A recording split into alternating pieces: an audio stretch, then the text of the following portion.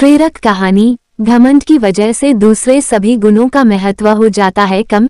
इस बुराई से सब कुछ बर्बाद हो सकता है। एक संत हमेशा घूमते रहते और लोगों को धर्म कर्म के लिए प्रेरित करते थे।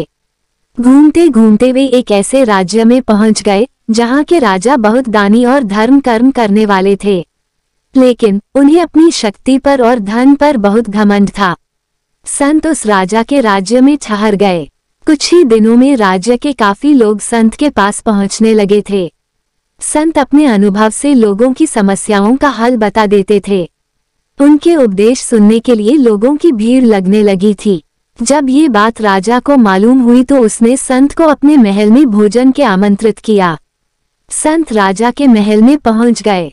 राजा ने संत का बहुत अच्छी तरह सत्कार किया, खुद भोजन परोसा। खाने के बाद संत जाने लगे तो राजा ने कहा कि गुरुदेव, मैं आपको कुछ देना चाहता हूँ। आप अपनी इच्छा के अनुसार मुझसे कुछ भी मांग सकते हैं।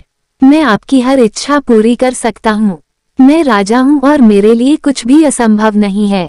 संत समझ गए कि राजा को अपने धन पर और शक्ति पर बहुत घमंड है।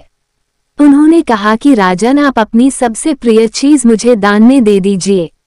राजा को समझ नहीं आया कि वह संत को क्या चीज दान में दे। उसने सोने के सिक्कों से संत का कमंडल भर दिया। संत ने कहा कि राजन, मुझे धन नहीं चाहिए, मुझे पैसों का लालच नहीं है, आप मुझे अपना अहंकार दे दीजिए।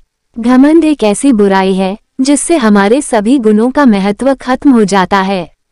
इस बुराई की वजह से आपके भी सारे गुण महत्वहीन हो जाते हैं। राजा को घमंड से बचना चाहिए। आपके पास जो भी धन संपत्ति है उस पर आपकी प्रजा का भी हक है, क्योंकि राजा के लिए उसकी प्रजा का सुख ही सर्वोपरि होता है। अपनी प्रजा की सेवा निस्वार्थ भाव से करें, तभी राजा का धर्म पूरा होगा।